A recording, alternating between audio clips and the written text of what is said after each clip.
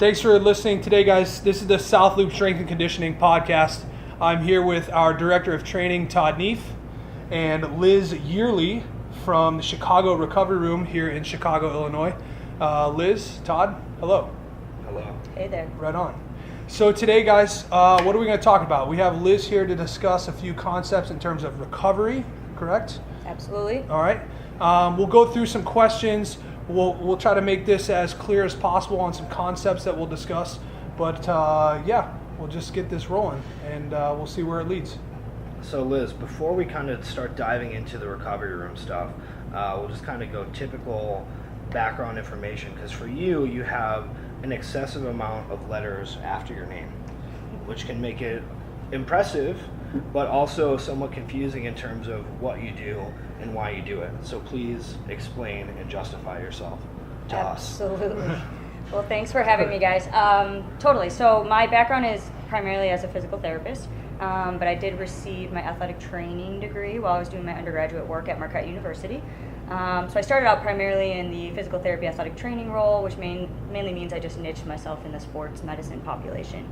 A few years into practice, I wanted to be able to essentially treat people autonomously, and so in the state of Illinois, you have to have a prescription from a doctor. So I went back and got my license for massage therapy.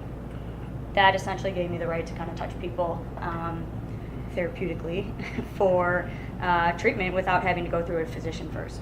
So you're basically gaming the system. It's a little bit of a loophole. I like to call it a loophole, but yes. But so you basically have all these different certifications that enable you to see people in a variety of different situations with a referral from a doctor, just walking in, paying cash, billed through insurance, etc. Is that right? correct? It basically opens up, and I think we're going to talk about it a little bit later, but I'm essentially able to see you for all bouts of care: acute, maintenance, rehab, whereas this day and age, as a physical therapist, it's really just that rehab, acute setting, and so doing maintenance and wellness stuff gets a little bit trickier if you want your insurance to pay for it. Sure. And so you also are the owner of the Chicago Recovery Room, which is inside of a physical therapy practice, and you guys have an ice bath, you guys have compression boots, you do massage therapy, all this kind of stuff. I think you originally started this for sort of the endurance athlete population, then found out that CrossFitters care a lot about this as well. Can you kind of just give us a breakdown of like why recover? Who cares? Yeah, sure. I don't care. Why should I care? You should use our services. Now, Todd does use our services. Recovery is, it's a hot topic these days, and I think they're learning that in previous kind of training programs, especially with runners, it was more about like taking a rest day.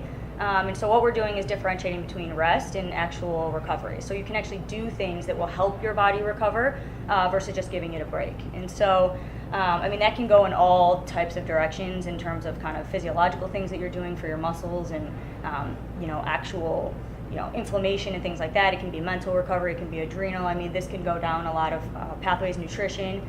But so the recovery room essentially is this open to the public training room that gives access to kind of the everyday athlete that's working out really hard. The ability to do the physiological stuff. So the compression boots, Normatec compression boots, which is like a pneumatic compression device, electrical stimulation, the hands-on kind of different massage therapy techniques. All of these things are designed to help kind of keep your body doing what it needs to do, recovering quicker, and basically remaining, our chief goal would be injury prevention. We're definitely there once you've kind of banged yourself up, but prevention and maintenance are kind of like an underserved population. Liz, and we just briefed on this real quick, but you see a lot of endurance athletes. CrossFitters tend to be someone who comes in a lot. What other types of athletes? What other types of people do you see regularly, and who would you like to see more of? So those are definitely the top. That endurance athlete, CrossFit, triathlete fits in that endurance category.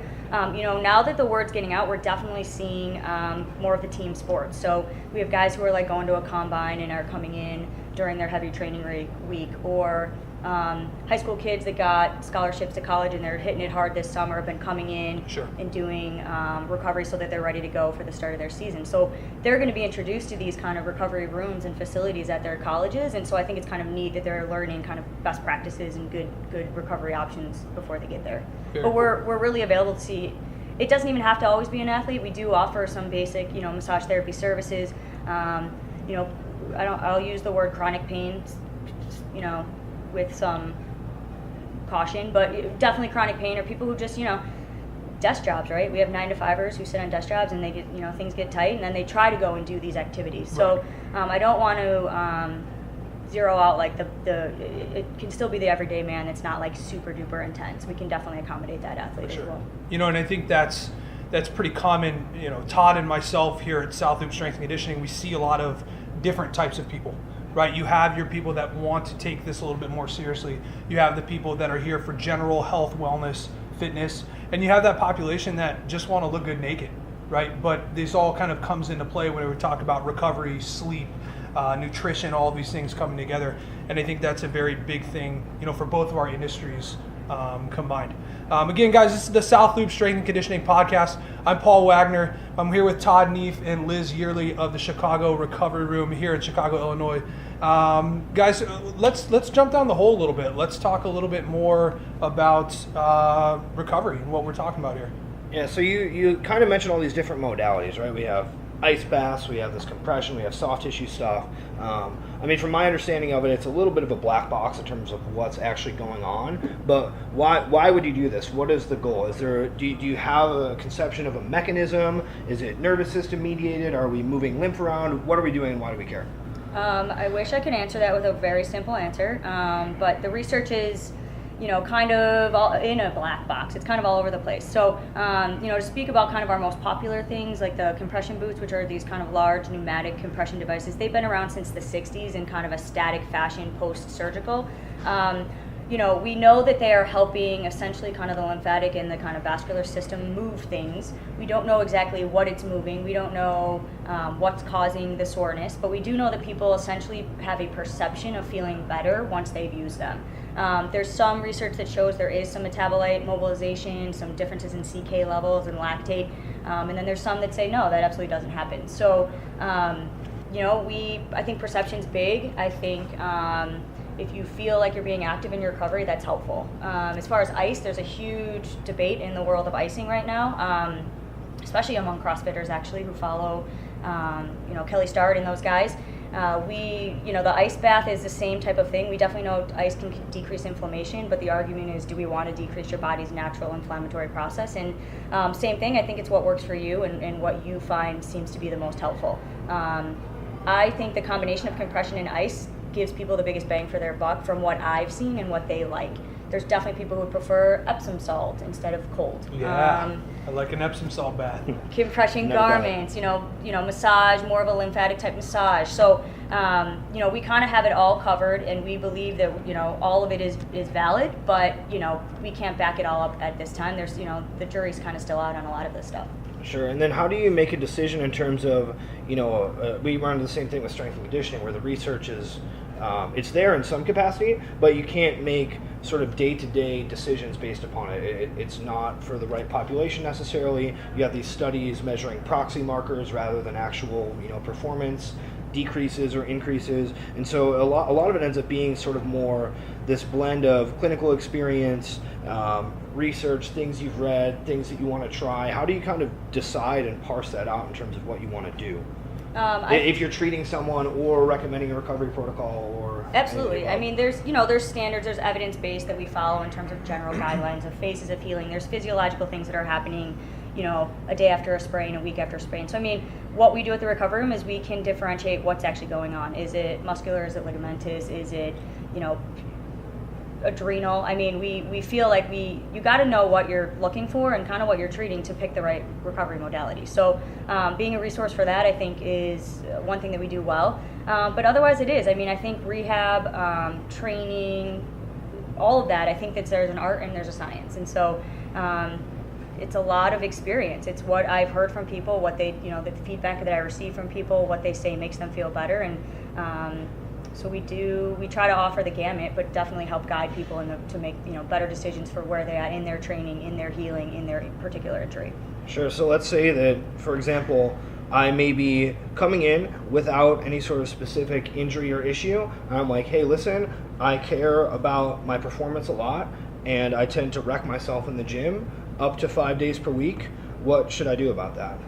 So our general kind of recovery process, if it's a little bit more, if I don't know a lot about them, we definitely do a little bit of a history, kind of find out about their training habits, fix those things first. That's ultimately, they need to be on the right training program. But we would recommend playing around with how you feel doing the recovery before and after, especially massage. So a lot of people have harder days or like cumulative days, so they'll come in after kind of their longer runs or they're towards the end of the week and do kind of one day that's dedicated towards this recovery. We have other people who, if they lift a barbell, they're coming in recovering because they just want to feel better. So it's a little bit learning about how your body responds. There's some people who do not want to massage before a heavy lifting day because that just makes them, feel less than what they want to feel. So, the general thing is you got to play with it a little bit, but I would say that you can definitely couple it with harder intensity end of the week type of things as a general rule is what we see.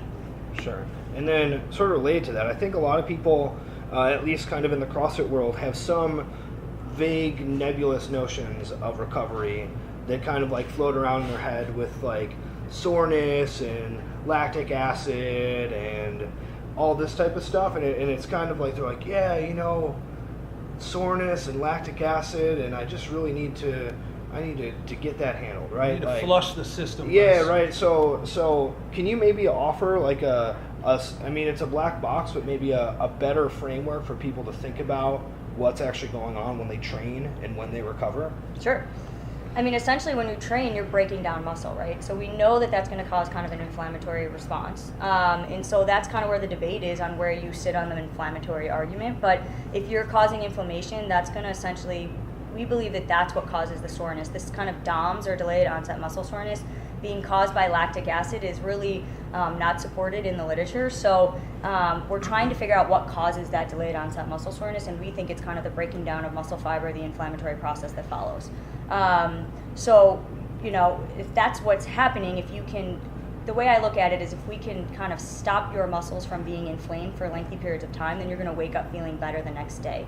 And you can talk to most people. If you ice something, it generally feels better. If for anything at all, you get an analgesic effect. It's going to numb the system, which, if we look at what's called the gate theory of pain, spasm, and relaxation, that alone can help you feel better. That's kind of, if that's sort of what you were getting at. Physiologically, that's what we're So you're doing. telling me I'm not a pussy if I ice something? You are definitely not. Now, there's other people who hate ice and claim that it's, sure. Whatever. But no, yeah. Getting in the ice bath, though, we see a lot of, I won't use the word, but it's hard to sit in an ice plunge. It takes... It is definitely pretty brutal. Yeah, it's pretty brutal. But very beneficial. So would there be a difference then to kind of go into that inflammatory rabbit hole, right? Because I've at least seen some research relative to post-workout antioxidant supplementation.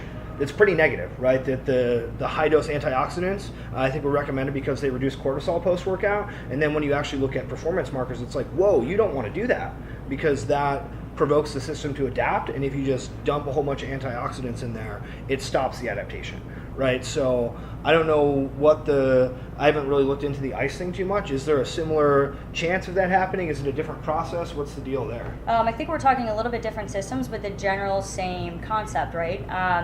Some people think that soreness that you feel, right? Like pain and soreness is an indicator for your body. It's designed to do that, to help you. But if you're so sore that you can't perform the next day at a level, whether it's perceived or not, then having the perception of feeling less sore the next day so you can get back at it, would be advantageous for you in terms of icing. A lot of people don't do the ice; they do the compression because we know that just feels good, right? That's right. It's gonna flush. Let's put that in air quotes. The system, the lymphatic system, cardiovascular system. We know that kind of massage, soft tissue work. We're replicating that kind of idea of what's called a retro massage. We're flushing things toward the lymphatic, the groin, the armpits, towards the center of your body, so that it can kind of process it and take it away.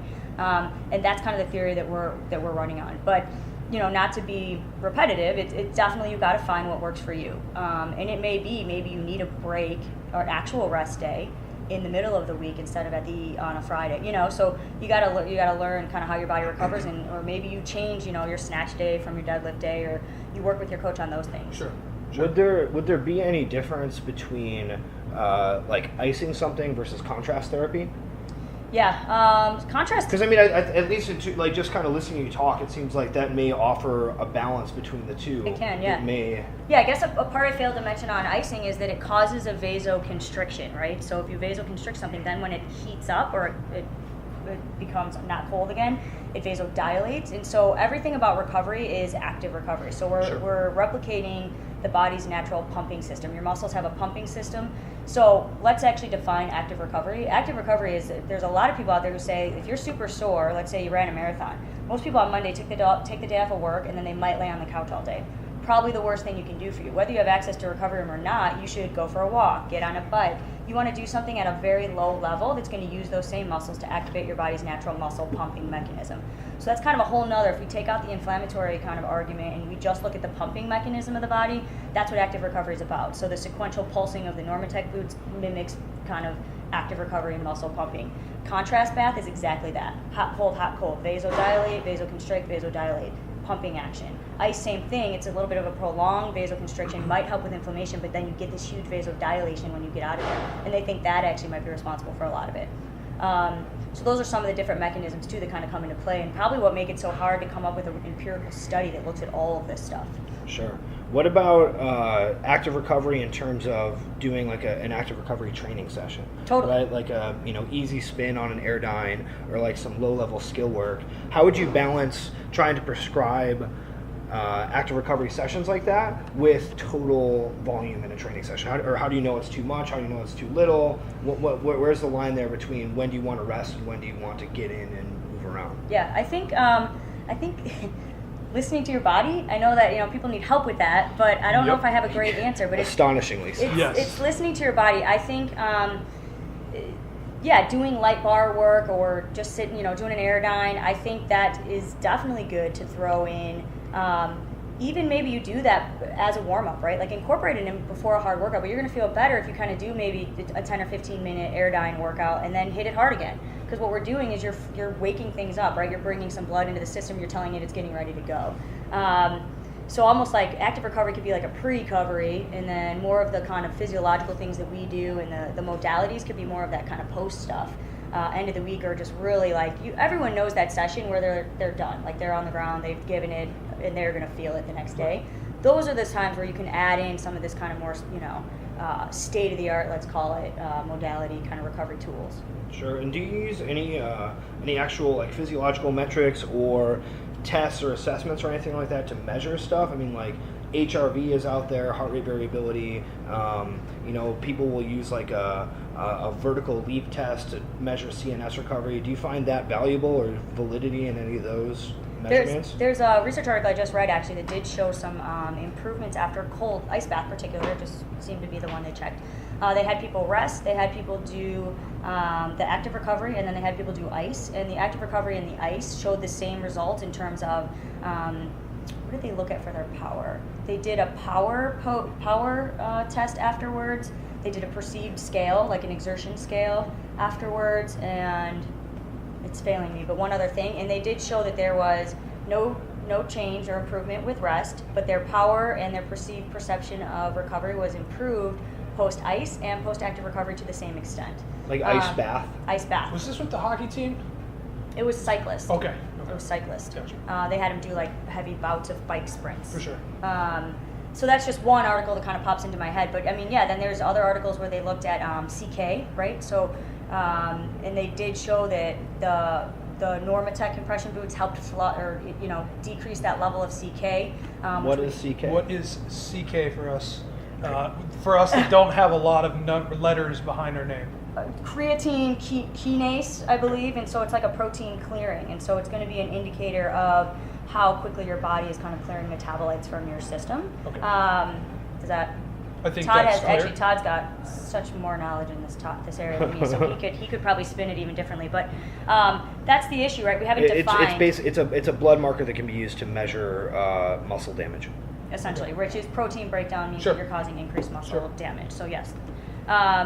In that particular study, it did show that we were kind of the compression garments, actually not the Normatec ones, the recovery garments, were causing an improvement in that flushing. Okay. So but then there'll be probably like 3 articles that show the opposite. So it's you got to pick and choose your research and what you're looking at. The biomarkers are important for sure, and kind of hard to.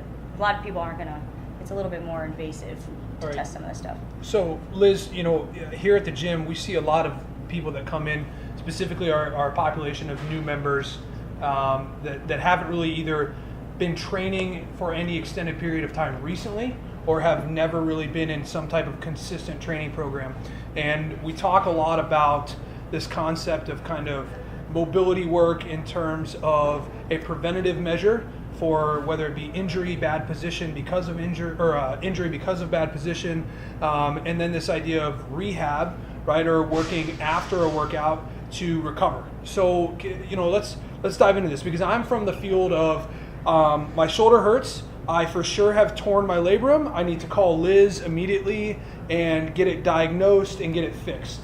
So can you kind of give us an idea of the differences between the rehab and then the kind of preventative maintenance or care side of things that you guys do at the recovery room, and then just what someone like myself might be able to do on their own inside of a gym facility? Yeah, definitely. I'm glad you brought that up, actually. This mobility, buzzword is super big, especially in CrossFit world. You have to get a diagnosis. That's the first thing. So you have to have a healthcare practitioner that either you trust and has fairly good diagnostic skills. So this is not WebMD. It's not WebMD. Okay. What about bodybuilding.com/forums? .php. No, yeah, you got to have somebody. I mean, I think that kind of hyper awareness to your body happens a lot with intense athletes, and they're really worried about what's going to happen the next day if they don't immediately get this assessed. So getting it assessed alone provides a ton of recovery, right? Like if you come in, Paul, and you think you've torn your labrum every time I see you, and I'm like, nope, we're still good. I think your labrum's intact, that's going to give you some peace of mind, and then we're going to talk about what we can do so that you stop having these little twinges, right? And the twinges are overuse, so that's generally soft tissue based, which is muscle, tendon, and nerves, right? So the nerve entrapments are kind of a big thing that I think are under appreciated and undertreated kind of in our world. And so in terms of rehab, when we think of rehab physical therapy, that means you've had an injury, you've been sent to the doctor, and you're going to come and get fixed from that injury. Sure. The recovery we're offering is maintenance, right? We know you're kind of putting your body at this risk for overtraining or maybe an acute injury or whatever. So if we can do anything to help decrease acute injuries in particular, but these chronic overuse injuries as well, we want to do that. So we look at different functional movements, similar to what you guys do when a new member comes in. You run them through an FMS. We have our own kind of functional system that we'll look through. We'll watch you squat, or we look at different special tests that are proven validity. Sure. If this test, there's kind of clinical prediction rules. If you test positive for 4 out of 6 of these, then it's highly suspicious you have X, Y, or Z. Sure. That's where we are medical providers that have that training that can kind of differential diagnose what's going on. And I found that, recently, especially with my work with you and Keelan, who's also over at the recovery room, this idea of preventative maintenance and care has come into play, where I come in thinking I've done something horrible to myself, and then we find that it's actually some type of asymmetry, some type of imbalance, or just a general lack of being able to do the correct movement because of a motor control issue or some other type of thing. And I wind up leaving with that state of mind that everything's good. We're not dealing with a major injury, but you wind up helping me find what's causing this problem that I came in with it. And it's usually, okay, now we need to do some preventative maintenance, some exercises that will get me to that spot. So give me an idea of, is that a normal thing? Is that something you see more with certain types of athletes? Give me an idea of that stuff. Yeah, definitely. I think that just to touch on the kind of motor control piece, because I haven't talked much about kind of the services of therapeutic exercise that we offer. Sure. A lot of times people kind of mobilize, stretch, and it's not really an issue of mobility or flexibility at all. Right. It's an issue of stability. And so it's really hard to tell a guy who can squat, 400 pounds that they have weak gluteus medius, which is a major stabilizing muscle, or they don't know how to turn on certain core muscles that need to kind of fire in a sequential order to help stabilize your power or your big muscle movers. Right. So we talk a lot about that. I think what we do well is education. You have to get that high-level athlete to understand that, I realize you can lift heavy weights and you can run 20 miles, but when I test this, you have no concept of how to turn this muscle on, and that's an activation problem. Sure. Which can lead to an asymmetry or just an overuse. It's really your body has a very systematic timing mechanism. Stabilizers have to turn on before power muscles turn on, or you're going to run into trouble. Right. So we definitely do a lot of that. We kind of the person who's like, oh, every time mid-season I get the IT band, it's just normal, I need to do foam rolling. Well, no, you probably need to stabilize or turn on something that's inhibited, or kind of find that root cause that you're talking about. Sure. So we definitely do a lot of that. But then kind of the mental frame, like going home with a diagnosis and knowing like, okay, I didn't totally injure myself, I don't need surgery, I just need to do a couple of these things on a regular basis. It gives you peace of mind, and peace of mind is everything. I mean, we know how the central nervous system works. I mean, if you get your mind worked up about an injury, then it's almost like, I think of it like when you have an itch and you can't itch it, all of a sudden that itch is worse, right? So now we've given you some information, and you can kind of calm down your worries so that you're not constantly keeping that neural connection alive to that particular body part. Definitely. People do a lot of what's called checking too, not to drag this out, but checking is like they twist and contort their body into a certain position and say, every time I do that I have pain. And it's like the most odd, obscure, non-functional position I've ever seen. Right. And they do it on repeat. And I'm like, stop doing that. It's like picking a scab, right? You're keeping it alive. You're checking it. You're like, oh, when I get up today, I'm going to feel this. When I do this, I'm going to feel it. And I think there's a lot to be learned about that concept of just kind of fear in terms of perpetuating pain symptoms. Sure. And we see a lot of new members come in, and the reason we use movement screening right off the bat is to really look at this difference of mobility, stability, and issues coming from either a lack of or too much of either one of those. And it gets to a point where we do need to refer out to someone like you or any of the other people that work in your facility. But I think also there's this room for general maintenance and care that can be done by anyone. Can you give me an idea of maybe a couple things that you see on a regular basis that we would all benefit from, Sure. just a very simple, basic level? Yeah, I mean, I think getting acquainted with a foam roll or mobilization kind of tools are really important. Sure. It's kind of that concept of, people always come in, they're like, I know I don't stretch enough, I know I don't do this enough. So kind of getting a routine, like don't show up for class like 1 minute before like I do. Show up like 10 or 15 minutes before and do some work to kind of ready your system. If you've seen somebody and let's say you suffer from some knee pain after tough squats, the program they gave you, it's not that it's like a lifelong program, but it sort of is. It needs to make an appearance in your maintenance routine kind of once to twice a week. Definitely. Not 5 to 6 times a week. So if you have shoulder stuff and then it gets better and then you stop doing the rehab, unfortunately, you may fall back into that pattern. Not always, if we've kind of found the total root cause, but a lot of times it's just the way you're built, the way you're put together. You need to do a little maintenance in terms of the stability or that therapy program that you've been. I think I have a solid 30 minutes of work that you've given me for every day, each day of my training. But like you said, the consistency of doing that stuff has made a big gap in terms of seeing you for what I think is an acute injury, or just being like, okay, no, this is something that I personally need to work on due to the way my mechanics work as a human being. For sure. The accessory work that you guys throw in like Thursday, right? Some days are kind of more accessory days, I think is really important and a missing piece in kind of a lot of structured CrossFit in particular programs, and definitely runners. Runners do not like to do anything but run. So getting them to do any type level of kind of resistance strength training is hard, but it makes huge differences in their performance and their injury prevention. Speaking of both runners and CrossFitters, in terms of trying to play kind of the long game in terms of development of them, I think a lot of folks, even at sort of a casual level of participation in either marathon running or they want to do a local CrossFit style throwdown or something like that, will push through pain in a way that to me seems insane, right? And I think there's an issue differentiating between this is a painful injury, overuse injury, acute injury that I need to avoid irritating versus like this is just like standard training discomfort. Do you have any thoughts on how to enable someone to differentiate those two who maybe doesn't get it and can't tell the difference? Yeah, totally. I mean, you definitely need to educate them on their first episode of this DOMS, right? This is delayed onset muscle soreness. But my general guidelines for any activity, I don't care if it's swinging a golf club, lifting a barbell, or running, is if you're doing something funky, like if you're like, if I just sort of tweak this or don't totally extend this and it feels fine, you should not be doing that activity. So like with running, if you got some type of weird limp or if you short step and it feels better, you're inevitably gonna lead to some other type of injury.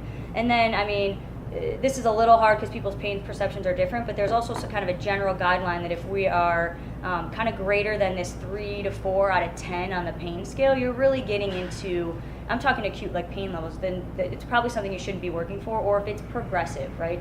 If as the workout continues, it gets progressively worse, you start to make more compensations, or throughout the week it gets progressively worse and things are not kind of recovering between sessions, those are all indicators that you probably should see somebody, or, we need to maybe modify or change some things for a few weeks.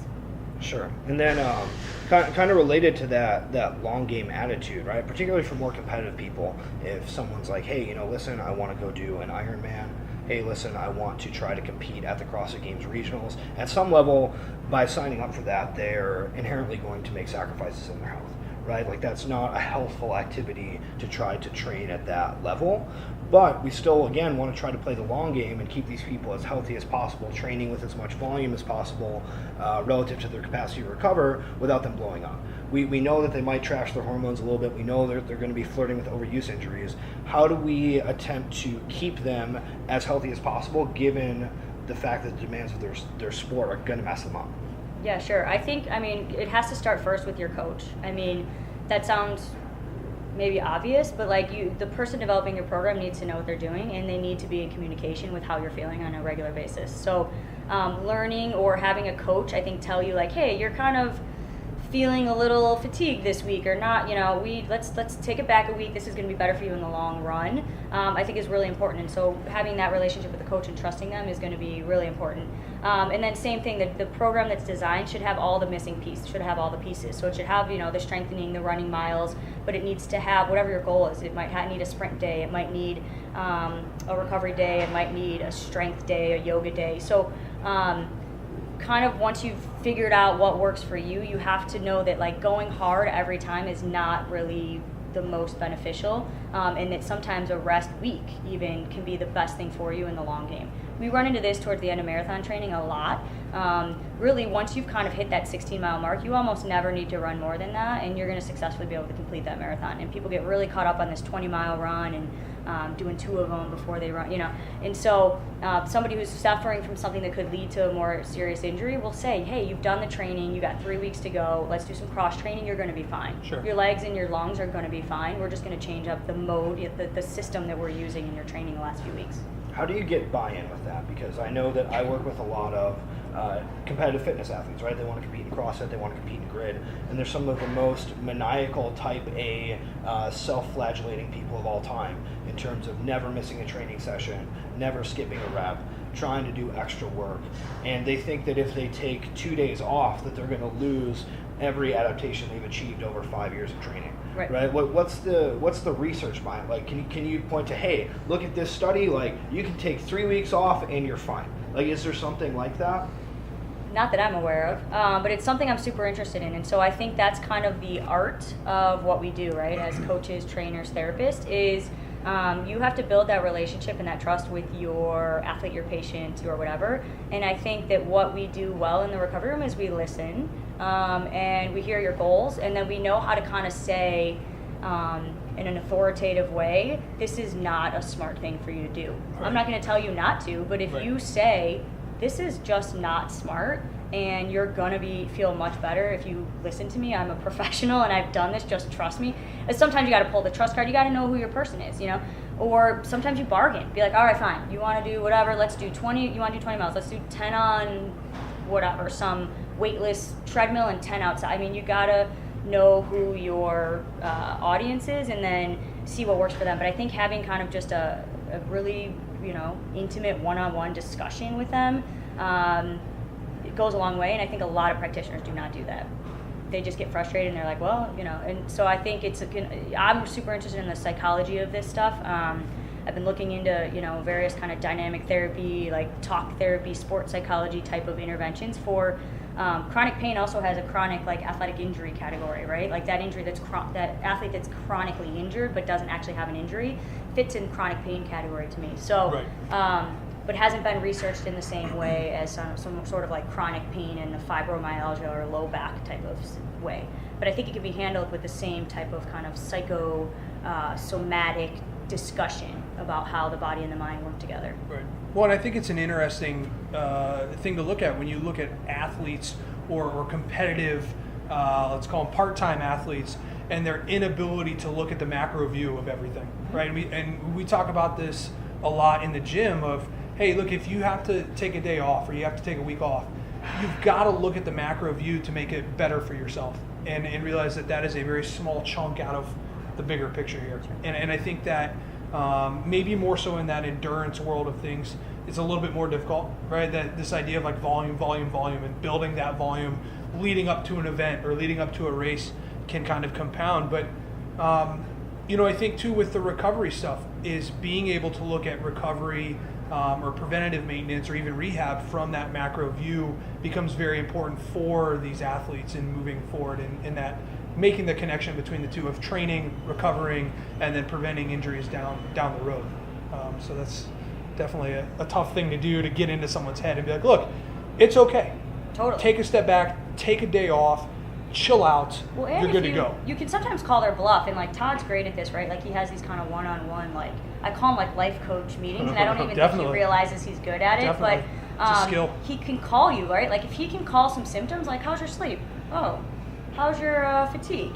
What's the color of your urine? Like right. How's your how's your sex drive? I mean, those are relevant. So if you can kind of call people or make kind of predict things they may be experiencing that they haven't told you, they're going to be like, oh boy, she kind of knows what's going on, or so sometimes it's that, right? It's kind of being able to have seen it enough times to predict what's going to come, and then when you bring it up, they're kind of like, oh well, yeah, I'm already kind of experiencing that, and then they're going to be like, okay, I need to cool off. Right. So but it's it's presenting all of that in a tactful manner, and I think that that's just building rapport and trusting kind of who you're working with and what you're doing. So for you've at least within the Chicago area, pretty much differentiate yourself as a therapist, right? A lot of athletes come specifically to you to work with you because you have this understanding of these types of things. What do you do for continuing education? What do you do? What do you read? What do you listen to? How do you learn? It's all over. Definitely, in the beginning, I did kind of the basic, like there's physical therapy courses that are just basics, right? Like you got to take when the foot hits the ground. I mean, if you're in the field, you just take these certain kind of Gary Gray or Cook, like these certain well-known researchers in the industry. And so I definitely started off with a very functional look on things, so exercise-based, triplanar type of activities. And then you get bored, at least I do. I get bored super easily, and then I hate when I'm doing the same thing over and over. And so I just I follow a lot of people in the industry. I follow their blogs. I see what courses they're going to. Like what? Lately? Like what? Yeah. Oh, yeah. I didn't know if you want specifics. Yeah, for sure. I know you go to courses. I don't care. Tell me which ones. Well, I have a very big background in soft tissue. So active release technique has been kind of a game changer in terms of kind of soft tissue mobilization. It just kind of gives you a thorough look of kind of every muscle in the body, how the nerves and the muscles interact with each other, and kind of the movement pattern of it. So active release, or ART as it's known, is a huge kind of thing that shows up in my practice. Yep. Nerve, I've done a lot of kind of neuro. There's you're going to call me on the course. His name is Adrian Lowe, and he's huge in kind of the neurosciences. So kind of this chronic pain, neuropathic type of pain response is huge. So learning to work with the nervous system is I'd say that's a number one missing piece. Where I'm lacking and what I'm looking to add in now is kind of more the osteo. So people will relate to it if I say the word chiropractic, but manipulation, kind of looking at bony structure versus just soft tissue. So that there's Maitland courses, there's kind of St. Augustine, a lot of it's just through various kind of reputable universities. So I'm looking into getting going on some of those. And that depends what you want to specialize in too. I mean, if you do with orthotics or feet, when the foot hits the ground is huge. There's some Richard Jackson courses that are great on like the SI and those types of like low back SI interplay. And then, as I mentioned, I'm super into this psycho stuff. So I read a lot Hitchcock? Yeah, exactly. Yes. I read a lot on kind of the pain science and kind of the psychology behind patient rapport and empathy and just kind of the skill of listening. I think is really big. So that I do more on my own, kind of side stuff, buy books, those types of things. But I've listened to mobility WODs, and we've done. I have a million books that I kind of start and then get bored with, and then skip to a chapter, and so it's all over the place. So the common theme seems to be that this idea of continuing education is Changes. exactly that, continuing, Yeah. and ever evolving, especially as I think a lot of the sports or athletes that you deal with evolve over time, that your practice has to evolve, and the way you approach injury, the way you approach personal to personal or personal relationships within your facility, it is continuing to move forward, and it's ever growing, Yeah, which for is sure. huge in both industries. Yeah, I mean, the way I practiced 10 years ago and now is probably a lot different. But on a spectrum. So there's basically a spectrum of education. And I think you kind of rebuild and define yourself every year and every Right. course and Right. every time you learn something. So yeah, I'm really big. I mean, people just tell me that I'm always bored, and I don't know if it's boredom or what it is, but Sure. you know, it's interest for sure. Yeah. Adult ADD. You're a Something you're like a that. professional. That's what you are. I'm a professional. All right, well, let's wrap this up, guys.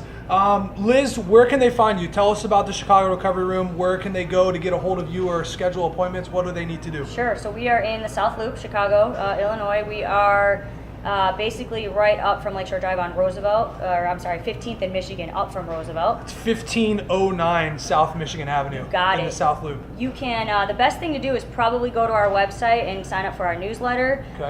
You can What is that also- website? It is chicagorecoveryroom.com. Okay. You can also find my email there, my contact, my phone number. We are very good on email, so definitely Liz at Chicago Recovery Room. You can email me there, info at Chicago Recovery Room. But the website's your best bet. Follow us on kind of Facebook, which is Chicago Recovery Room, the full thing. Fan page. Twitter and Instagram are just Shy Recovery Room, but we do a lot of updates and things on those kind of social media outlets as well. Very good. Very good. Todd, any closing statements, questions, thoughts for Liz or any of the listeners? I think I hounded her pretty solidly for the last 30 to 40 minutes. Very so good. I feel good about it. Very good. Well, guys, thanks for listening. This is the second episode of the South Loop Strength and Conditioning Podcast.